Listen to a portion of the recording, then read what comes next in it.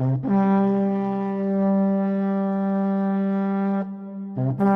दोस्तों, आप सभी का स्वागत है। इंडियन पॉलिटी का लेक्चर नंबर 82 है ये। आज हम इलेक्शन और इलेक्शन कमीशन के बारे में पढ़ेंगे।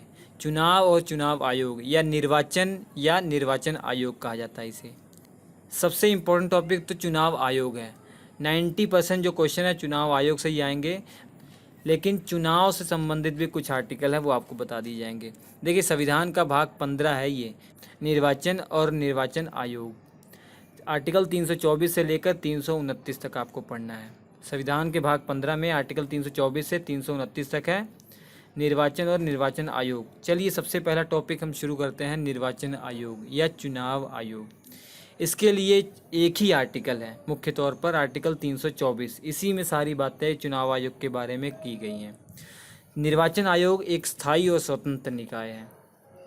भारत के अंदर स्वतंत्र रूप से चुनाव करवाने के लिए एक आयोग का गठन किया गया है, जिसे निर्वाचन आयोग कहा गया है। ये स्वतंत्र निकाय है, अर्थात किसी सरकार के इन्फ्लुएंस में नहीं है, किसी सरकार के अंडर नहीं है। ये स्वतंत्र निकाय है और ये स्थायी निकाय है। स्थायी का मतलब यह है कि इसका गठन हमेशा के लिए है। ऐसा नहीं है कि जब जरूरत पड़े तभी इसका गठन हो। और आर्टिकल 324 में निर्वाचन आयोग के बारे में सभी बातें उल्लेखित की गई हैं। तो चलिए पढ़ते हैं, बहुत ही इंटरेस्टिंग टॉपिक है, मज़ा आ जाएगा आपको पढ़ने में। ठीक है, सबसे पहली बात देखिए, आर्टिकल 324 में ये कहा गया है कि निर्वाचन आयोग में एक मुख्य निर्वाचन आयुक्त होंगे, अर्थात एक चीफ इलेक्शन कमिश्नर होंगे, तथा अन्य निर्वाचन आयुक्त हो सकते हैं, लेकिन वो कितने होंगे ये राष्ट्रपति निर्धारित करेंगे। तो ये बात आर्टिकल 324 में लिखी गई थी। क्या कहा गया था? हमारे निर्वाचन आयोग में एक तो मुख्य निर्वाचन आयुक्त होंगे तथा राष्ट्रपति के द्वारा निर्धारित संख्या में निर्वाचन आयुक्त होंगे। और निर्वाचन आयोग का जो स्थापना है वो 25 जनवरी 1950 में हुई थी। ये बहुत महत्वपूर्ण बिंदु है, लिख लीजिएगा। और इस निर्वाचन आयोग के जो पहले चीफ इलेक्शन कमिश्नर थे सुकुमार सेन थे। ये उनकी तस्वीर है, बहुत ही महत्वपूर्ण प्रश्न है ये, बहुत बार एग्जामों में पूछा गया है। सुकुमार सेन, देखिए 1950 से लेकर 1989 तक ये एक सदस्य संस्था थी। तो मतलब हमारा जब 25 जनवरी 1950 में निर्वाचन आयोग की जब स्थापना हुई थी, अर्थात जिस दिन संविधान लागू हुआ था उसके एक दिन पहले ही इसका जो स्थापना हुई थी, उस समय केवल एक मुख्य निर्वाचन आयुक्त ही थे, सुकुमार सेन, और कोई भी अन्य निर्वाचन आयुक्त नहीं था और कोई भी कर्मचारी नहीं थे। अर्थात निर्वाचन आयोग में केवल एक ही मेंबर थे जो कि चीफ इलेक्शन कमिश्नर, और ये 1989 तक रहे। 1989 तक निर्वाचन आयोग एक सदस्य संस्था बना रहा, महत्वपूर्ण बिंदु है। लेकिन तारकुंडे समिति का गठन किया गया था निर्वाचन या कहा जाए चुनाव सुधारों के लिए। भारत में चुनाव सुधारों के लिए तारकुंडे समिति का गठन किया गया था। उनसे पूछा गया था कि आप कुछ सलाह दीजिए कि भारत में चुनाव प्रणाली किस तरीके से सुधारी जाए, किस तरीके से और निष्पक्ष किया जाए, पूरा लोकतांत्रिक तरीके से किया जाए। ये काम तारकुंडे समिति को दिया गया था। तो तारकुंडे समिति ने पहली बार निर्वाचन आयोग को के बारे में ये कहा कि इसे बहु सदस्य संस्था होना चाहिए। ऐसा नहीं कि केवल एक ही व्यक्ति के ऊपर पूरा भार दे दिया जाए, सारे डिसीजन उसी को लेने हो, तो डिसीजन एक व्यक्ति से गलती भी हो सकती है, इसीलिए बहु सदस्य संस्था होनी चाहिए। ठीक है, तारकुंडे समिति ने पहली बार ये कहा। तो 1989 में आयोग को पहली बार बहुसदस्य बना दिया गया, लेकिन सुप्रीम कोर्ट के आदेश पर 1990 में इसे फिर से एक सदस्य संस्था बना दिया। इसमें अन्य निर्वाचन आयुक्त ऐड किए गए थे, लेकिन एक साल बाद सुप्रीम कोर्ट ने आदेश दिया और इसके तहत फिर से इसे एक सदस्य संस्था बना दिया। लेकिन फिर से गोस्वामी समिति का जब गठन हुआ था, इनका काम भी वही था, निर्वाचन सुधारों के लिए किया गया था। तो इनकी सिफारिश पर 1993 में जो निर्वाचन आयोग था उनमें दो अलग निर्वाचन आयुक्त को ऐड किया गया। तो तब से हमारे निर्वाचन आयोग में एक मुख्य निर्वाचन आयुक्त हैं और दो अन्य निर्वाचन आयुक्त हैं, याद रखिए। और एक नोट लिख लीजिएगा, बहुत ही महत्वपूर्ण बिंदु है, बहुत महत्वपूर्ण प्रश्न बनता है ये। वी.एस. रमा देवी ये एकमात्र महिला हैं जो मुख्य निर्वाचन आयुक्त बन चुकी हैं। इसके अलावा कोई अन्य महिला अभी तक इनके अलावा कोई अन्य महिला अभी तक मुख्य निर्वाचन आयुक्त नहीं बनी है। चीफ इलेक्शन कमिश्नर अभी तक कोई भी महिला इनके अलावा नहीं बनी है। महत्वपूर्ण बिंदु है, याद रखिए। तो वर्तमान में हमारे चीफ इलेक्शन कमिश्नर कौन है और बाकी जो 2 अन्य जो इलेक्शन कमिश्नर है वो कौन है, आपको याद होना चाहिए। जो पहली तस्वीर है ये सुनील अरोड़ा हैं, जो भारतीय निर्वाचन आयोग के चीफ इलेक्शन कमिश्नर हैं। और दूसरे नंबर पर अशोक लवासा है और तीसरे नंबर पर हैं सुशील चंद्रा। तो ये 2 अन्य निर्वाचन आयुक्त हैं, जबकि पहले वाले सुनील अरोड़ा ये चीफ इलेक्शन कमिश्नर है। सबसे महत्वपूर्ण बिंदु इनमें से ये है कि सुनील अरोड़ा वर्तमान में चीफ इलेक्शन कमिश्नर है और आगे ये चेंज हो जाएंगे, इसलिए अगर आप लेट वीडियो देख रहे हैं तो आप अपने आप को अपडेट कर लीजिएगा। अब बात उठती है कि निर्वाचन आयुक्त या चीफ इलेक्शन कमिश्नर या अन्य जो इलेक्शन कमिश्नर हैं वो बनने के लिए क्या करना पड़ेगा, क्या योग्यता होनी चाहिए। तो ये आर्टिकल 324 में नहीं लिखी थी कि क्या योग्यता होनी चाहिए, ये राष्ट्रपति को ऊपर छोड़ा गया था कि वो राष्ट्रपति जो चाहें अपने हिसाब से योग्यता सेट कर सकते हैं। तो आम तौर पर जो IAS अधिकारी होते हैं उन्हीं को नियुक्त किया जाता है। तो योग्यता क्या है, आम तौर पर IAS अधिकारियों को ही इन पदों पर नियुक्त किया जाता है। लेकिन इसके अलावा जो स्टेट गवर्नमेंट के अंदर जो लोक सेवक होते हैं उनको भी मौका दिया गया है। अब नियुक्ति कौन करते हैं, राष्ट्रपति के द्वारा नियुक्ति होती है। कार्यकाल कितना होता है, 6 वर्ष का कार्यकाल या 65 वर्ष की आयु, दोनों में से जो भी पहले हो जाएगा वो कार्यकाल होगा। मान लीजिए 50 साल की उम्र में ये कमिश्नर बने हैं तो 56 साल की उम्र में इन्हें रिटायरमेंट लेनी पड़ेगी। मान लीजिए 63 वर्ष की आयु में ये बने हैं तो 65 वर्ष की आयु में ही इन्हें अर्थात 2 साल बाद ही इन्हें रिटायरमेंट लेना पड़ेगा। अब पद से हटाने की प्रक्रिया बहुत ही जटिल है।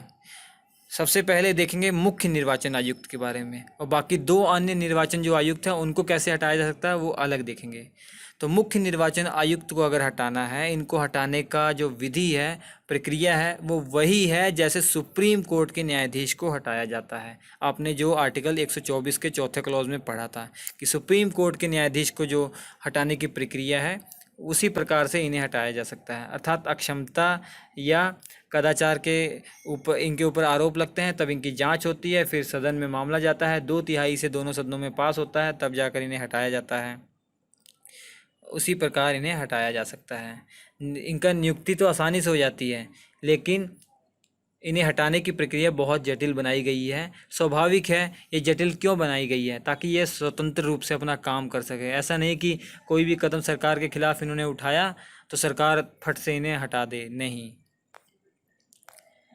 अब पद से हटाने की प्रक्रिया में अन्य निर्वाचन जो आयुक्त हैं, 2 अन्य निर्वाचन आयुक्त हैं, इन्हें कैसे हटाया जा सकता है। इन्हें हटाना थोड़ा सा आसान है। इन्हें हटाने के लिए मुख्य निर्वाचन आयुक्त से सिफारिश लेनी पड़ेगी और राष्ट्रपति हटा देंगे। अर्थात मुख्य निर्वाचन जो आयुक्त हैं, जो चीफ इलेक्शन कमिश्नर है, अगर वो राष्ट्रपति से सिफारिश कर देते हैं इन्हें हटाने की तो राष्ट्रपति इन्हें हटा सकते हैं। एक नोट लिख लीजिएगा, जो निर्वाचन आयुक्त हैं, चाहे मुख्य निर्वाचन आयुक्त हों चाहे अन्य निर्वाचन आयुक्त हैं, ये राष्ट्रपति के प्रसाद पर्यंत पद धारण नहीं करते हैं। अर्थात राष्ट्रपति जब चाहे इन्हें हटा सकें, ये ऐसा नहीं होगा। ठीक है, एक नोट लिख लीजिएगा कि आर्टिकल 324 में यह भी प्रावधान किया गया है कि राष्ट्रपति और राज्यपाल का ये दायित्व है कि आयोग को चुनाव करवाने के लिए प्रशासनिक तंत्र उपलब्ध कराए जाएं। जब चुनाव होते हैं तो कितने सारे अधिकारी, कितने सारे कर्मचारी काम करते हैं। क्या वो चुनाव आयोग के होते हैं? नहीं, वो केंद्र सरकार या राज्य सरकार के अधीन काम कर रहे प्रशासक ही होते हैं। उन्हीं को चुनाव के समय अलग अलग काम दे दिया जाता है। जैसे बूथ के बाहर कोई पुलिस खड़ा है, क्या वो चुनाव आयोग का पुलिस होगा? नहीं, वो राज्य सरकार के अधीन काम कर रहा जो अधिकारी या पुलिस ऑफिसर होगा। क्योंकि आर्टिकल 324 में राष्ट्रपति और राज्यपाल का ये कर्तव्य है, ये दायित्व है कि जब चुनाव चल रहे हैं तो उस समय आयोग को प्रशासनिक तंत्र उपलब्ध कराया जाए। क्योंकि आपको मालूम है इनमें एक मुख्य निर्वाचन आयुक्त हैं और बाकी 2 अन्य निर्वाचन आयुक्त हैं। बाकी जो चुनाव के समय लगते हैं ना, वो सरकार के अधीन काम कर रहे ही व्यक्ति होते हैं, इनके नहीं होते हैं। एक नोट और लिख लीजिएगा कि मुख्य निर्वाचन आयुक्त और अन्य निर्वाचन आयुक्त का जो स्थान होता है वो बराबर का होता है। अब ये मत समझ लीजिएगा कि जो मुख्य निर्वाचन आयुक्त है वो बाकी 2 अन्य निर्वाचन आयुक्तों से सीनियर होगा, नहीं, तीनों का ही लेवल बहुत हद तक बराबर ही है। कुछ मामलों में थोड़ा बहुत अंतर, जैसे हटाने की प्रक्रिया में जो मुख्य निर्वाचन आयुक्त की है वो थोड़ा जटिल है, जबकि इनकी थोड़ा सा सिंपल है, लेकिन फिर भी तीनों ही जो लेवल हैं तीनों के बराबर हैं। जब भी फैसला होगा किसी मामले पर वो बहुमत से होगा। ऐसा नहीं कि मुख्य निर्वाचन आयुक्त ने कोई फैसला ले लिया और बाकी 2 निर्वाचन आयुक्त जो हैं, अन्य निर्वाचन आयुक्त, वो उसके खिलाफ हैं तो मुख्य निर्वाचन आयुक्त की बात मानी जाएगी, नहीं, तीनों में से बहुमत से ही फैसला लिया जाएगा, याद रखिए। और आर्टिकल 324 में ये भी प्रावधान किया गया है कि जब चुनाव चलते हैं ना, तो हर राज्य के लिए रीजनल इलेक्शन कमिश्नर की नियुक्ति की जा सकती है, प्रादेशिक निर्वाचन आयुक्त की नियुक्ति की जा सकती है, ठीक। इसके अलावा इस आर्टिकल में ये भी प्रावधान किया गया है कि जब निर्वाचन आयोग में किसी विषय पर कोई निर्णय किया जाएगा तब मुख्य निर्वाचन आयुक्त आयोग के चेयरमैन या अध्यक्ष होंगे। जैसे किसी बात को लेकर मीटिंग चल रही है, चुनावों से संबंधित कोई मीटिंग चल रही है, तो उस मीटिंग को हेड कौन करेंगे? उस मीटिंग को हेड करेंगे मुख्य निर्वाचन आयुक्त, चीफ इलेक्शन कमिश्नर। लेकिन फिर भी तीनों का जो पद है वो बराबर ही है, तीनों की जो पोस्ट है वो सेम लेवल पर है। अब आयोग के कार्य क्या हैं? निर्वाचन आयोग के क्या काम हैं? तो सबसे पहला काम तो चुनाव करवाना है। सबसे पहला बेसिक काम क्या है इनका? चुनाव करवाना है। चुनाव से संबंधित क्या क्या काम करवाते होंगे? पहली बात, कौन कौन सा चुनाव करवाएंगे? राष्ट्रपति का चुनाव करवाते हैं, उपराष्ट्रपति का करवाते हैं, राज्यसभा का करवाते हैं, लोकसभा का, विधानसभा का और विधान परिषद का चुनाव करवाते हैं। जो आपके गांव में पंचायतों का चुनाव होता है और नगर पालिकाओं का चुनाव होता है वो ये नहीं करवाते हैं, उनके लिए अलग से निर्वाचन आयोग है, वो राज्य निर्वाचन आयोग है। वो आपने पहले ही पढ़ लिया है पंचायत और नगर पालिकाओं वाले चैप्टर में। उसके अलावा चुनाव आयोग का ये काम है कि चुनाव से संबंधित नोटिफिकेशन जारी करना है कि किस राज्य में कब चुनाव हो रहे हैं, ये सब चुनाव आयोग का काम है। मतदाताओं की सूची तैयार करना भी इनका काम है कि वोटर लिस्ट में किसका किसका नाम है वो सब तय करना इन्हीं का काम है। और ये सबसे महत्वपूर्ण बिंदु है, आदर्श चुनाव आचार संहिता लागू करवाना भी चुनाव आयोग का काम है। बहुत लोग इसमें को जानते होंगे, बहुत लोग नहीं जानते होंगे, मैं आपको बता देता हूँ। ये एक प्रकार का कुछ नियम ही है। जब चुनाव होने वाले होते हैं ना, तो निर्वाचन आयोग जो होती हैं वो कुछ नियम सेट कर देते हैं, उन्हीं को फॉलो करना पड़ता है। कौन फॉलो करेगा? जो उस चुनाव में हिस्सा ले रहा प्रत्याशी है, या जो पार्टियां हिस्सा ले रही हैं, या जो सरकार है, इन तीनों को फॉलो करना पड़ेगा। ये नियम कुछ इस प्रकार के होते हैं कि ऐसा ना हो कि कोई भड़काऊ भाषण दिया जाए, या ऐसा ना हो कि जो सरकार है वो सरकारी पैसों का गलत इस्तेमाल चुनाव में करे, या चुनाव से पहले ही कोई ऐसी स्कीम ला दे जिससे जो जनता है वो प्रभावित हो जाए और उस प्रभाव में आके सरकार को वोट दे दे और दोबारा से सरकार उन्हीं की बन जाए। तो इसी प्रकार से कुछ नियम बनाए गए हैं ताकि पूरा निष्पक्ष और स्वतंत्र पूर्वक चुनाव करवाए जाएं। अगर कोई इसका उल्लंघन करता है तो चुनाव आयोग को उसे दंड देने का भी प्रावधान है। बहुत बड़े बड़े दंड भी देता है ये, कि जैसे उसकी चुनाव लड़ने की शक्ति ही समाप्त कर देता है। तो इसी प्रकार से बहुत बड़े बड़े दंड देने का अधिकार है इन्हें। किसी पार्टी को ही पूरा समाप्त करने का भी अधिकार है इन्हें। एक नोट लिख लीजिएगा कि चुनाव संबंधी जो विवाद उत्पन्न होंगे उनकी जो पहली सुनवाई होगी, प्रारंभिक सुनवाई, वो चुनाव आयोग की करेगा। उसके लिए ऐसा नहीं है कि कोई विवाद उत्पन्न हो गया चुनाव से संबंधित आप हाई कोर्ट या सुप्रीम कोर्ट चले जाएं, नहीं, प्रारंभिक सुनवाई यहीं होगी। अगर यहाँ से कोई संतुष्ट नहीं है तब आगे अन्य अदालतों में जा सकता है, लेकिन प्रारंभिक सुनवाई यहीं होगी। लेकिन एक अपवाद है, राष्ट्रपति और उपराष्ट्रपति के चुनाव में जो भी विवाद उत्पन्न होगा वो चुनाव आयोग नहीं देखेगा, उसके लिए डायरेक्ट सुप्रीम कोर्ट ही जाना पड़ेगा, ठीक है। राष्ट्रपति और उपराष्ट्रपति के चुनाव में कोई विवाद उत्पन्न होगा, इसकी जो सुनवाई है वो निर्वाचन आयोग नहीं करेगा, वो सुप्रीम कोर्ट करेगा। बाकी दूसरा काम क्या है? परिसीमन करवाना, डीलिमिटेशन। परिसीमन का मतलब क्या है? परिसीमन करवाना मतलब जनसंख्या के आधार पर, जैसे लोकसभा में कितनी सीटें हैं, राज्यसभा में कितनी सीटें हैं, वो जनसंख्या के हिसाब से निर्धारित करना। जैसे फ़िलहाल 545 लोकसभा में सीटें हैं, तो ये जनसंख्या के हिसाब से रखी गई हैं। अब जनसंख्या आगे बढ़ेगी तो इसकी संख्या और बढ़ाई जा सकती है। और उसी प्रकार से निर्वाचन क्षेत्र को निर्धारित करना, जैसे आप जानते हैं, देखते होंगे कि ये गांव कह दिया जाता है, ये शहर इस लोकसभा निर्वाचन क्षेत्र के अंदर आते हैं। तो किसी लोकसभा निर्वाचन क्षेत्र में या विधानसभा निर्वाचन क्षेत्र में कौन कौन से क्षेत्र आएंगे, ये निर्धारित करना काम निर्वाचन आयोग का होता है। और ये देखिए, हर 10 वर्षों में परिसीमन किया जाता है। आर्टिकल 82 में अधिकार दिया गया है कि हर 10 वर्षों में परिसीमन किया जा सकता है। ऐसा जरूरी नहीं कि हर 10 में किया जाएगा ही, हर 10 वर्षों में परिसीमन जो है वो किया जा सकता है। और परिसीमन से रिलेटेड कोई भी कानून बनाना होगा, वो आर्टिकल 327 के तहत संसद को ही अधिकार दिया गया है। अब ये परिसीमन करता कौन है, अर्थात कितनी सीटें होंगी लोकसभा में, कितनी सीटें होंगी राज्यसभा में, ये निर्धारित कौन करता है? परिसीमन आयोग निर्धारित करता है। परिसीमन आयोग निर्धारित करता है। इसको गठित करने का अधिकार संसद को दिया गया है और ये हर 10 वर्ष में गठित की जा सकती है। अब तक 4 बार परिसीमन आयोग का गठन हुआ है। अब परिसीमन आयोग के अध्यक्ष कौन होते हैं? सुप्रीम कोर्ट के जज या जो मुख्य निर्वाचन आयुक्त हैं वो इसके अध्यक्ष बन सकते हैं। अगर उस निर्वाचन आयोग के अध्यक्ष सुप्रीम कोर्ट हैं, सुप्रीम कोर्ट के जज हैं, तब उस समय जो मुख्य निर्वाचन आयुक्त होंगे वो पदेन सदस्य के रूप में कार्य करेंगे, वो सदस्य के रूप में कार्य करेंगे, उस परिसीमन आयोग के सदस्य होंगे। अगर मुख्य निर्वाचन आयुक्त अध्यक्ष हैं तब तो कोई बात नहीं है, लेकिन ज़्यादातर आप देखेंगे कि सुप्रीम कोर्ट के जो जज होते हैं उन्हीं को अध्यक्ष बनाया जाता है। अगर वो अनुपस्थित हैं, अपने पद पर नहीं हैं, तब जाकर मुख्य निर्वाचन आयुक्त अध्यक्ष का पद संभाल लेते हैं। लेकिन आमतौर पर जो मुख्य निर्वाचन आयुक्त हैं वो इसके सदस्य ही होते हैं। तो परिसीमन का मतलब आपको समझ में आ गया कि कितनी सीटें होंगी, लोकसभा, विधानसभा, विधान परिषद, ये सब कितनी सीटें होंगी, ये निर्धारित करने का काम परिसीमन आयोग का है। तो आपको समझ में आ गया होगा परिसीमन आयोग का क्या काम है।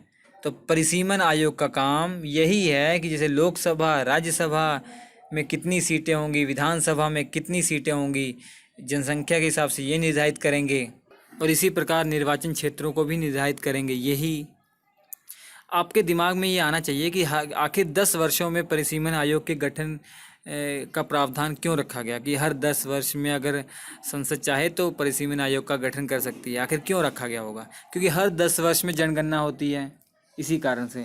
तो क्या आपको मालूम है कि वर्तमान में जैसे लोकसभा में जो सीटें हैं 545, ये कौन सी जनसंख्या के हिसाब से है? ये भारत की जो 1971 में जो जनगणना हुई थी ना, उसमें जो जनसंख्या थी उस हिसाब से ये किया गया है। और अब संसद ने कानून बना दिया है कि 2026 के बाद जो जनगणना होगी, जो परिसीमन आयोग का गठन होगा, तब जाकर इसकी संख्या, लोकसभा या इनकी जो राज्यसभा, विधानसभा की संख्या है, सीटों की संख्या, ये बदली जा सकती है, उससे पहले नहीं बदली जा सकती है। अब इनका तीसरा काम ये होता है कि जो राजनीतिक दल होते हैं उनको मान्यता देने का काम भी इन्हीं का होता है। तो ये आपने पढ़ लिया निर्वाचन आयोग। और निर्वाचन से संबंधित कुछ आर्टिकल हैं, चुनावों से संबंधित कुछ आर्टिकल हैं, वो आपको जानना चाहिए। सबसे पहला जो आर्टिकल है 325। आर्टिकल 325 में ये कहा गया है कि कोई भी राज्य की सरकार या केंद्र की सरकार भारत में किसी भी निर्वाचन क्षेत्र में किसी व्यक्ति को धर्म, मूल वंश, जाति या लिंग के आधार पर मतदाता सूची में शामिल करने से मना नहीं कर सकती। सिंपल लैंग्वेज में लिखा हुआ है।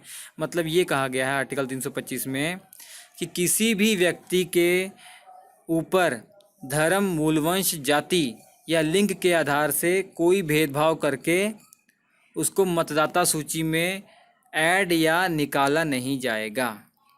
ठीक है, किसी व्यक्ति को मतदाता सूची में शामिल करते समय धर्म, मूल वंश, जाति, लिंग का आधार नहीं देखा जाएगा। इस आधार पर कोई भेदभाव नहीं किया जाएगा। अब आर्टिकल 326 में ये कहा गया है कि लोकसभा और विधानसभा के चुनाव वयस्क मताधिकार के आधार पर होंगे, अर्थात जिनकी उम्र 18 वर्ष से अधिक है उन्हें इन चुनाव में वोट करने का अधिकार होगा। पहले ये 21 वर्ष था ना, आप जानते ही हैं। राजीव गांधी की सरकार में इसे 18 वर्ष कर दिया गया है। और राष्ट्रीय मतदाता दिवस कब मनाया जाता है? 25 जनवरी को मनाया जाता है, याद रखिए। एक नोट लिख लीजिएगा, जो वोट देने का अधिकार है ये आपका कानूनी अधिकार है, मौलिक अधिकार इसे मत समझ लीजिए, ये क्या है? कानूनी अधिकार है। अब आर्टिकल 327 में भारत की संसद को कुछ अधिकार दिए हैं। क्या अधिकार दिए गए? कि जो संसद है वो निर्वाचन प्रक्रिया के नियंत्रण के लिए मतदाता सूची तैयार करने के संबंध में नियम या कानून बना सकती है। इसके अलावा परिसीमन के संदर्भ में भी संसद कानून बना सकती है। ये संसद को अधिकार दिया गया है, जो कि हमने ऑलरेडी आपको बता दिया। अब आर्टिकल 328 में ये कहा गया है कि जो राज्य विधानमंडल है, उस विधानमंडल से संबंधित जो राज्य है उसके अंदर चुनाव के संबंध में प्रावधान करने का जो अधिकार है उन्हीं का है, राज्य विधानमंडल का ही है। अर्थात किसी राज्य के अंदर चुनाव से संबंधित कुछ प्रावधान करने हैं तो ये अधिकार राज्य विधानमंडल का ही है। अब आर्टिकल 329 में चुनाव संबंधी विषयों पर न्यायालय के हस्तक्षेप पर रोक लगाई गई है। जैसे आपने पढ़ा कि ये कहा गया है कि जो प्रारंभिक सुनवाई होगी, चुनाव से संबंधित कोई विवाद उत्पन्न होगा तो प्रारंभिक जो सुनवाई है उस पर कार्यवाही या उसकी सुनवाई करने का जो अधिकार है वो चुनाव आयोग का है, राष्ट्रपति और उपराष्ट्रपति के चुनाव को छोड़कर। तो एक तरीके से न्यायालय के हस्तक्षेप पर यहाँ रोक लगाने की इसमें बात की गई है। तो ये थे चुनाव और चुनाव आयोग। कैसा लगा? अच्छा लगा लाइक कीजिएगा, शेयर कीजिए दोस्तों के साथ ताकि वो भी इसका लाभ उठा सकें। स्क्रीन पर 4 लेक्चर आ रहे हैं, इंपॉर्टेंट लेक्चर है, देख लीजिएगा। हम आपसे मिलते हैं अगले एपिसोड में, तब तक के लिए नमस्कार।